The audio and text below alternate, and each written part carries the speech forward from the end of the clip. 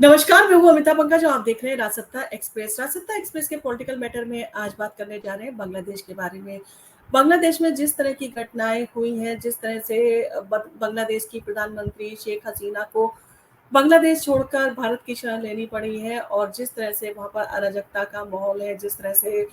बांग्लादेश में जो है वो उपद्रव हो रहा है और जिस तरह से वहाँ पर तोड़फोड़ मची है और जिस तरह से प्रधानमंत्री आवास में जो है लोग घुस गए हैं और उन्होंने जिस तरह का जो है वो मंजर देखने को सामने आया, वो सेम वैसा ही है जैसा कुछ समय पहले श्रीलंका में हुआ था। और श्रीलंका में भी इसी तरह का जो है वो उपद्रव हुआ था। प्रधानमंत्री के हाउस में जो है लोग घुस गए थे और वहां पर उन्होंने जिसका जो मन में आया वो चीजें की। सेम वैसी चीजें जो है बांग्लादेश में हुई हैं और बांग्लादेश में इन सारी चीजों को देखते हुए ये कहीं ना कहीं भारत के लिए भी जो है वो एक देखा जाए तो एक चिंता का विषय है कि भारत के जो पड़ोसी देश हैं उनकी ये स्थिति हो रही है। आर्थिक रूप से जो है वो पूरी तरह से पिछड़ रहे हैं और इन सारी चीज़ों का जो है वो उसके ऊपर भी असर पड़ेगा।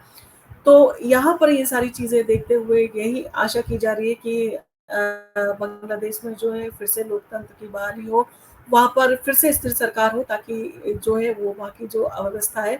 वो व्यवस्थित रूप से जो है कायम हो और लोकतंत्र की बहाली हो। इन सारी चीज़ों के साथ-साथ सेना ने भी जो है अपने प्रयास तेज कर दिए हैं और वहाँ पर जो है जितने भी पॉलिटिकल पार्टी हैं वो भी काफ़ी तेज़ी से जो है उनके समीकरण बनते जो है वो दिखाई दे रहे हैं। तो इन सारी चीज़ों के साथ जो है बांग्लादेश में तख्ता पलट के बाद अब अंतरिम पीएम की रेस जो है वो तेज हो गई है और मोहम्मद यूनिस जो बन सकते हैं बांग्लादेश के नए प्रधानमंत्री और रेस में वो सबसे आगे जो है वो बताए जा रहे हैं। बांग्लादेश में शेख हसीना सरकार के तख्ता पलट के बाद अब अंतिम प्रधानमंत्री की रेस जो है वो तेज हो गई है और इस रेस में नोबेल पुरस्कार विजेता डॉक्टर मोहम्मद यूनुस का नाम जो है वो सबसे तेजी से आगे चल रहा है और छात्र आंदोलन के प्रमुख नाहिद इस्लाम ने मोहम्मद यूनुस को अंतरिम सरकार का मुख्य सलाहकार बनाने का जो है वो प्रस्ताव भी दिया है और उन्होंने देश की वर्तमान स्थिति को देखते हुए जो है अपनी सहमति दे दी है। वहीं खालिद जिया के बेटे तारिक रहमान ने अंतरिम प्रधानमंत्री की रेस में उन्हें भी आगे बताया जा रहा है। वहीं वरिष्ठ वकील Sara Hussain, retired 3 star general Jahangir Alam Chowdhury और बांग्लादेश बैंक के प्रमुख गवर्नर सालेउद्दीन अहमद भी जो है वो इस रेस में आगे बताए जा रहे हैं। उनके नामों की भी जो है वो चर्चा चल रही है कि इन लोगों में से कोई जो है वो प्रधानमंत्री देश का बनाया जा सकता है और इन सारी जो है बातों के चलते जो मोहम्मद यूनुस है वो काफ़ी आगे बताए जा रहे हैं और उनके बारे में भी जो है वो काफ़ी पॉजिटिव रिस्पॉन्स आ रहा है और मोहम्मद यूनुस का जन्म 28 जून 1940 में हुआ है और वो बांग्लादेश के एक सामाजिक उद्यमी है और एक बैंकर और एक अर्थशास्त्री और सामाजिक नेता भी हैं और गरीबी उन्मूलन के विशेष प्रयासों के लिए जो है वो जाने जाते हैं। उन्हें 2006 में जो है यूनेस्को को नोबेल शांति पुरस्कार मिला था और गरीबी उन्मूलन उन्मूलन की दिशा में जो है उन्होंने अहम योगदान लिए हैं और यूनेस्को को जो है इस पुरस्कार से नवाजा गया था और यूनिस ने 1983 में ग्रामीण बैंक की जो है वो स्थापना की जो गरीब लोगों को छोटे जो है कर्ज मुहैया कराता है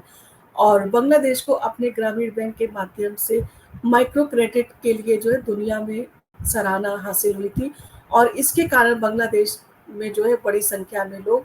जो है जीवन स्तर से ऊपर उठने में जो है उनको सफलता मिली और साल 2009 में उन्हें जो है United state presidential medal of freedom से जो है वो सम्मानित किया गया था और 2010 में उन्हें कांग्रेसनल गोल्ड मेडल जो है वो दिया गया और इसके साथ ही उन्हें कई और भी जो है अवार्ड मिल चुके हैं।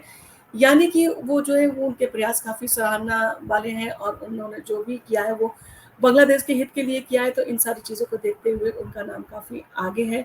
और बांग्लादेश में अभी भी हिंसा का दौर जो है वो जारी है और दंगाई ढाका में जो है आवामी लीग पार्टी के नेताओं को जो है वो निशाना बना रहे हैं और उनके घर गाड़ियां जो है वो जलाई जा रही हैं और शेख हसीना के करीबियों को जो है वो दंगाई चुन चुन कर जो है वो टारगेट बना रहे हैं और दंगाइयों ने जो है बांग्लादेश के राष्ट्रपति मुजीबुर रहमान की मूर्ति को भी जो है हथौड़ों से और बुलडोजर से गिरा दिया है और शेख हसीना ने जो है वो इस्तीफा देने के बाद में जो है सेना ने कमान संभाल ली थी और सेना ने जो है आज से सभी सरकारी दफ्तर, स्कूल और कॉलेज, यूनिवर्सिटी और बैंक खोलने के जो है आदेश दे दिए हैं और सेना ने पूरे देश से कर्फ्यू हटाने का आदेश दे दिया है, लेकिन हालात अभी जो है वो पूरे तरह से तनावपूर्ण हैं और इन सारी चीज़ों को जो है सही होने में काफ़ी टाइम लगेगा। क्योंकि जब तक एक स्थिर सरकार नहीं बन के आएगी, तब तक ये सब माहौल रहेगा और आर्मी जो है वो पूरी कोशिश कर रही है और जो बाकी राजनीतिक पार्टी हैं, उन्होंने भी अपने प्रयास काफ़ी तेज़ कर दिए हैं कि ताकि जल्दी से नए पीएम की जो है वो घोषणा हो और उसके बाद में जो है शांति की बहाली हो, क्योंकि एक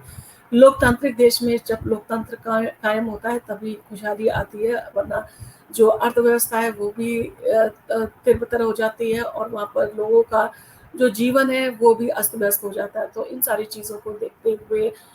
जो पड़ोसी देश हैं उनके लिए भी एक बड़ा सबक का जो है ये चीज़ें हैं कि ऐसी घटनाएं जो है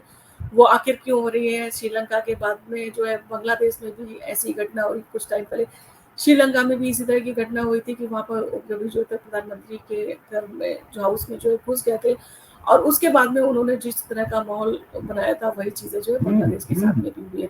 तो इन सारी चीज़ों को देखते हुए कहीं न कहीं भारत को भी इन सारी चीज़ों से सतर्क रहना चाहिए और कहीं न कहीं जिस तरह के प्रयास भारत में किए जा रहे हैं, भारत में जिस तरह से कुछ अंदरूनी जो है सत्ता दल है जो कि भारत में चाहते हैं कि इस तरह की जो है वो अशांति हो ताकि उनको जो है वो मौका मिले सत्ता में काबिज़ होने का। तो इन सारी चीज़ों को देखते हुए आपको क्या लगता है कि भारत जो है जिस तरह से सूझबूझ से काम कर रहा है और भारत का विपक्ष और पक्ष दोनों जिस तरह से देश की मजबूती के लिए काम कर रहे हैं, दोनों का मिलकर काम करना बहुत ज़रूरी है और इस समय विपक्ष को सोचना चाहिए कि वो देश की मजबूती के लिए जो है वो सत्ता के साथ में मिलकर एक बहुत बड़ा जो है वो पैगाम दे सकता है बाकी देशों के लिए भी कि भारत में जो है वो स्थिरता है और मजबूती है। भारत का पक्ष और विपक्ष दोनों देश प्रेम से जो है वो काम करते हैं और देश हित के लिए काम करते हैं। तो ये सारी चीज़ें जो हैं वो आपको क्या लगता है? आपको अगर हमारा वीडियो पसंद आया तो आप इसके ऊपर कमेंट कीजिए और आप में जो भी पॉलिटिकल स्थिति है उसके बारे में आपका क्या कहना है आप हमको कमेंट करके बता सकते हैं। आप हमारा वीडियो पसंद आया तो आप इसको लाइक कीजिए, शेयर कीजिए, सब्सक्राइब कीजिए। हम इसी तरह के वीडियो आपके लिए लेके आते रहेंगे।